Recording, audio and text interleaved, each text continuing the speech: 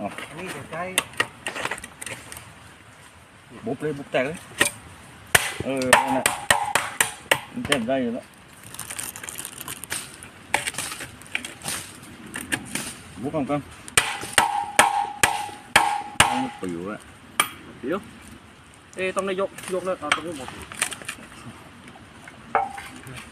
โอ้เฮ็ดแล้วหมดต้องมีคิวมีประกำ เนี่ยน่ะผักนี่ประกำมั้งน่ะเฮ็ดแล้วเอาเฮ็ดได้ตามที่เพื่อ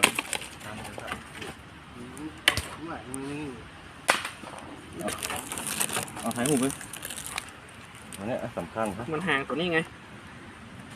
ถ้าตัวออกมาแตกขึ้นได้ดีกับออกขำนี่เลยเครื่องปั่นไฟขึ้นไหมปัญหาคือตัวนั้นปัญหาคือต้องแบกขึ้นอ่ะใส่ก็แบกเรื่องโมนี่เลยหรอ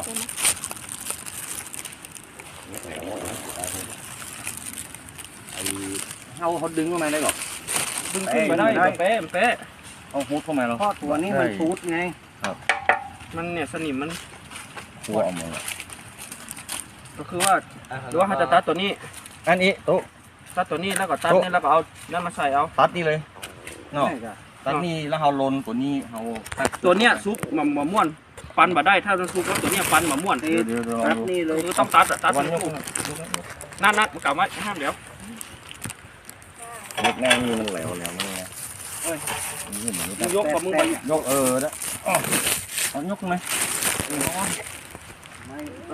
โอ้ได้กันมันลนน้อยอ่ะน้องได้กันมันมัดมะม่วนนะไอ้เดี๋ยวล้างนี่กัน